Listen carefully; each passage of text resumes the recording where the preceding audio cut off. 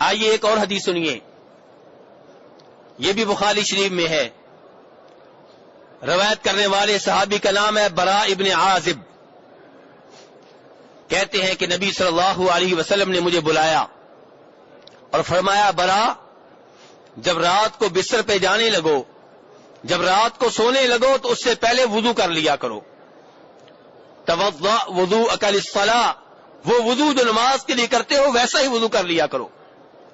فرمایا ثم اضطجع علی شقک الایمن، پھر دائیں سائڈ پہ لیٹ جاؤ۔ آپ کی سنت کیا ہوئی میرے بھائیوں؟ سونے سے پہلے وضو کرنا اور دائیں سائڈ پہ لیٹنا۔ یہ ہے اسلام۔ اسلام یہ نہیں کہتا کہ سونے سے پہلے آپ گندی فلمیں دیکھیں، سونے سے پہلے آپ گندی کہانیاں پڑھیں اور سنیں۔ اسلام یہ نہیں کہتا کہ موسیقی کمرے میں چلاتے ہوئے سو جائیں۔ نہیں میرے بھائی، ہو سکتا ہے یہ آخری رات ہو سکتا ہے اس کے بعد اٹھنا نصیب میں نہ ہو، تو کیسے سونا ہے؟ اللہ کا ذکر کرتے ہوئے سونا ہے، وضو کر کے سونا ہے اور دائیں سائڈ پہ سونا ہے۔ یہ سنت ہے میرے اور آپ کے نبی جناب محمد صلی اللہ علیہ وسلم کی۔ برا ابن عازب کہتے ہیں اس کے بعد آپ نے کہا کہ جب دائیں سائڈ پہ لیٹ جاؤ تو پھر یہ دعا پڑھو، اللہم اسلمت وجہی الیک وفوضت امری الیک والجأت ظہری الیک رغبتا ورہبتا الیک لا ملجأ ولا منجا منک الا الیک اللہم آمنت بکتابک الذی انزلت وبنبیک الذی ارسلت۔ فرمایا برا، جب یہ دعا پڑھو گے تو سب سے آخر میں یہ دعا پڑھو، اس کے بعد بات چیت نہ کرنا۔ اگر تم فوت ہو گئے تو فرمایا توحید کے اوپر تمہیں موت آئے گی، اسلام کے اوپر موت آئے گی، فطرت کے اوپر موت آئے گی، اور اگر زندہ رہے تو فرمایا اجر و ثواب سے محروم نہیں رہو گے۔ میرے بھائیو، اس دعا کا ترجمہ کیا ہے؟ اس دعا کا ترجمہ یہ ہے کہ اے اللہ اسلمت وجہی الیک، میں نے اپنا چہرہ تیرے سامنے جھکا دیا، اپنے آپ کو تیرا فرما بردار بنا دیا۔ یہ چہرہ جھکے گا تو تیرے سامنے جھکے گا، کسی اور کے سامنے نہیں جھکے گا۔ میرے بھائیو، ہم ایسے کتنے ہی وعدے کرتے ہیں اللہ تبارک و تعالیٰ سے۔ نماز پڑھتے ہوئے سورہ فاتحہ میں اللہ سے وعدہ کرتے ہیں ایاک نعبد و ایاک نستعین، کہ صرف تیری عبادت کرتے ہیں اور صرف تجھ سے مدد مانگتے ہیں، لیکن پھر قبر والوں کو سجدے کرتے ہیں، قبر والوں کو رکوع کرتے ہیں، قبر والوں کے نام پہ منت مانتے ہیں، قبروں پہ چادریں چڑھاتے ہیں، قبروں کے سامنے جھکتے ہیں، قبر والوں سے بیٹا مانگتے ہیں، قبر والوں سے رزق مانگتے ہیں، قبر والوں سے شفا مانگتے ہیں، وعدے کی خلاف ورزی کرتے ہیں۔ یہاں بھی ہم اللہ سے کیا وعدہ کر رہے ہیں؟ اللہم اسلمت وجہی الیک، کہ میں نے اپنے چہرے کو تیرے سامنے جھکا دیا۔ میرے بھائی، پھر یہ چہرہ کسی اور کے سامنے کیوں جھکے؟ جب اللہ سے یہ وعدہ کر رہے ہیں کہ چہرے کو تیرا فرما بردار بنا دیا، تیرے سامنے جھکا دیا، پھر کسی اور کی یہ چہرہ بات کیوں مانے؟ پھر یہ سر کسی اور کے سامنے کیوں جھکے؟ پھر کسی اور کے سامنے رکوع کیوں کرے؟ پھر کسی اور کے سامنے سجدہ کیوں کرے؟ آگے فرمایا فوضت امری الیک، میں نے اپنے سارے معاملات تیرے سپرد کر دیے۔ سارے معاملات کس کے سپرد کر دیے؟ اللہ تبارک و تعالیٰ کے۔ توکل کس کے اوپر ہونا چاہیے؟ اللہ کے اوپر۔ اعتماد کس کے اوپر؟ اللہ کے اوپر۔ بھروسہ کس کے اوپر؟ اللہ کے اوپر۔ اور میرے بھائیوں، جو آدمی صحیح معنوں میں اللہ تبارک و تعالیٰ کے اوپر بھروسہ کر لے، اللہ تبارک و تعالیٰ اس کو ذلیل و رسوا نہیں کرتے، اس کو بے یار و مددگار نہیں چھوڑتے، اس کو رزق سے محروم نہیں رکھتے۔ نبی صلی اللہ علیہ وسلم فرماتے ہیں ایک حدیث میں، لو انکم توکلتم علی اللہ حق توکلی لرزقکم کما یرزق الطیر تغدو خماصا وتروح بطانا۔ آپ فرماتے ہیں کہ لوگوں، اگر تم اللہ کے اوپر ویسے بھروسہ کرو، ویسے توکل کرو، ویسے اعتماد کرو جیسے پرندے کرتے ہیں، جیسے اللہ تبارک و تعالیٰ کے اوپر اعتماد کرنے کا حق ہے، تو اللہ تبارک و تعالیٰ تم کو ویسے ہی رزق دے گا جیسے اللہ تبارک و تعالیٰ پرندوں کو رزق دیتا ہے۔ میرے بھائیو، حقیقی معنوں میں توکل کس کا ہے؟ پرندوں کا۔ یہ کیسا توکل ہے؟ میرے بھائیو، رات کو جب وہ گھونسلے میں سوتے ہیں، انہیں نہیں پتا ہوتا کل کہاں سے رزق ملے گا، لیکن اللہ کے توکل پہ آرام سے سو جاتے ہیں اور پھر اسباب اختیار کرتے ہیں۔ صبح گھونسلے سے اٹھتے ہیں، دائیں بائیں جاتے ہیں، رزق دیکھتے ہیں، محنت کرتے ہیں اور بھروسہ کس کے اوپر ہوتا ہے؟ اپنی محنت کے اوپر نہیں، اللہ تبارک و تعالیٰ کے اوپر. تو فرمایا صبح جب جاتے ہیں پیٹ خالی ہوتا ہے، رات کو جب واپس آتے ہیں پیٹ بھرا ہوا ہوتا ہے. انسان کو بھی اللہ کے اوپر ایسے ہی توکل کرنا چاہیے. لیکن توکل کے معاملے میں دو گروہ غلطی کر رہے ہیں.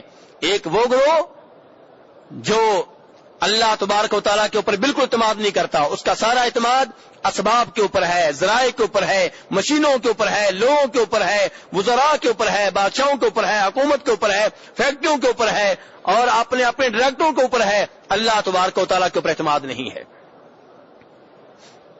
دوسرا وہ گروہ غلطی کر رہا ہے جو اپنی خانقاہوں میں بیٹھ جاتے ہیں، درباروں پہ بیٹھ جاتے ہیں، محنت نہیں کرتے، کہتے ہیں جی اللہ کے اوپر توکل ہے، خود ہی رزق آ جائے گا. میرے بھائیوں، یہ توکل بھی اسلام کے منافی ہے. نبی صلی اللہ علیہ وسلم اور آپ کے صحابہ کرام محنت کرتے تھے، کمانے کے لیے نکلتے تھے. اور یہ جو حدیث آپ نے بیان کی پرندوں کی کہ پرندے صحیح معنوں میں اللہ کے اوپر توکل کرتے ہیں، اس میں کیا ہے؟ پرندے گھونسلوں میں بیٹھے نہیں رہتے بلکہ نکلتے ہیں، محنت کرتے ہیں، رزق تلاش کرتے ہیں، اور رب العالمین رزق انہیں دیتا ہے. تو بہرحال اس حدیث میں اللہ کے رسول نے کیا سکھایا؟ فوضت امری الیک، کہ بندہ رات کو یہ کہے کہ یا اللہ میں نے اپنے سارے معاملات تیرے سپرد کر دیے. آگے کیا کہنا ہے؟ رغبتن ورہبتن الیک، اے اللہ میں نے ایسے کیوں کیا؟ میں نے اپنا چہرہ تیرے سامنے کیوں جھکا لیا؟ میں نے اپنے سارے معاملات تیرے کیوں سپرد کر دیے؟ اس لیے کہ مجھے تجھے راضی کرنا ہے، میں نے تجھ سے جو ثواب لینا ہے، میں نے تجھ سے جنت لینی ہے. اور یا اللہ مجھے یہ خوف ہے اگر میں ایسے نہ کروں، تیرے سامنے اپنے آپ کو نہ جھکاؤں تو تو ناراض ہو گیا، تو میں تیری ناراضگی کو برداشت نہیں کر سکتا، میں کہاں جاؤں گا؟ جہنم کا خطرہ ہے، تیرے ناراض ہونے کا خطرہ ہے، اجر و ثواب سے محروم ہونے کا خطرہ ہے. یا اللہ میں اقرار کرتا ہوں لا ملجا ولا منجا منک الا الیک، اے اللہ اگر تو ناراض ہو جائے، اگر میرے اوپر تیرا عذاب آئے تو مجھے کوئی بچانے والا نہیں، تیرے غضب سے، تیری ناراضگی سے بچانے والا کوئی نہیں، تجھ سے بھاگ کے میں تیری طرف آؤں گا، تیرے عذاب سے ڈرتے ہوئے تیری رحمت کی طرف آؤں گا، تیری ناراضگی سے ڈرتے ہوئے تیری رضا کی طرف آؤں گا، تجھ سے ڈرتے ہوئے تیری ہی طرف آؤں گا، کوئی اور بچا نہیں سکتا، تیرا کوئی مد مقابل نہیں ہے کہ تجھ سے بھاگ کے اس کی پناہ میں آ جاؤں. آج لوگ کیا کہتے ہیں کہ اللہ تبارک و تعالیٰ ناراض ہو جائیں تو کون چھڑا سکتا ہے؟ نعوذ باللہ کہتے ہیں نبی صلی اللہ علیہ وسلم، اور کہتے ہیں اگر اللہ کے رسول ناراض ہو جائیں پھر کوئی نہیں چھڑا سکتا. اللہ المستعان، کتنا بڑا شرک ہے. اور نبی صلی اللہ علیہ وسلم اپنے صحابی کو کیا سکھا رہے ہیں کہ تم یہ کہو کہ اے اللہ تو ناراض ہو جائے تو کوئی پناہ دینے والا نہیں، میرے لیے نجات کی جگہ کوئی نہیں، تجھ سے ڈر کے تیری طرف ہی آؤں گا، تجھ سے بھاگ کے تیری طرف آؤں گا، تیرے غضب سے ڈرتے ہوئے تیری رحمت کی طرف آؤں گا، تجھ سے بچانے والا تو ہی ہے، کوئی اور نہیں ہے. اس کے بعد کیا کہا؟ اللہم آمنت بکتابک الذی انزلت، اے اللہ میں تیری اس کتاب کے اوپر ایمان لایا جو تو نے نازل کی ہے، قرآن. اے اللہ میں تیرے اس نبی کے اوپر ایمان لایا جس کو تو نے بھیجا ہے. اب میرے بھائیوں، میں جو بات کرنا چاہتا ہوں اس حدیث سے وہ اب دھیان سے سنیے. براء بن عازب کہتے ہیں جب آپ نے یہ عظیم الشان دعا مجھے بتائی تو میں نے آپ کے سامنے دہرائی تاکہ مجھے زبانی یاد ہو جائے. دہراتے دہراتے جب میں دعا کے آخری الفاظ پہ پہنچا میں نے کہا اللہم آمنت بکتابک الذی انزلت وبنبیک الذی ارسلت. میں نے نبی کی جگہ پہ رسول کہہ دیا، نبی کی جگہ پہ کیا کہہ دیا؟ رسول کہہ دیا. نبی صلی اللہ علیہ وسلم نے کہا نہیں، نبی کی جگہ پہ رسول ہی کہو. میرے بھائیوں، حالانکہ آپ نبی بھی تھے، آپ رسول بھی تھے، تو نبی اور رسول ایک ہی آدمی ہیں، اللہ کے رسول صلی اللہ علیہ وسلم.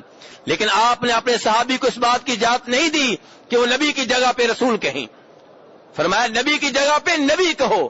تو میرے بھائیوں، جب اس دعا میں ایسی تبدیلی کرنے کی اجازت نہیں ہے جس کا مطلب ایک ہی ہے، جس سے معنی کے اوپر کوئی فرق نہیں پڑے گا، تو پھر ہمیں کس نے اس بات کی اجازت دے دی ہے کہ ہم عبادات کو تبدیل کریں، عبادات کو نئی شکل دیں، عبادات کی تعداد اپنی طرف سے مقرر کریں، عبادات کی نئی کیفیت اپنی طرف سے بنائیں، عبادات کا کوئی خاص مخصوص کوئی ٹائم مخصوص کریں اور لوگوں سے کہیں کہ اس ٹائم یہ عبادت کیا کرو، یا عبادات کی کوئی جگہ مخصوص کہ اور لوگوں سے کہیں کہ یہاں پہ یہ عبادت کیا کرو۔ میرے بھائیو، جو عبادت آپ نے عام بتائی ہے اسے عام رہنے دیجئے، اس کو تبدیل کرنے کی اجازت نہیں ہے۔ نہ آپ اس کا کوئی ٹائم خاص کر سکتے ہیں، نہ آپ اس کی جگہ خاص کر سکتے ہیں، نہ آپ اس کی تعداد خاص کر سکتے ہیں، نہ آپ اس کی کیفیت کو، حید کو تبدیل کر سکتے ہیں۔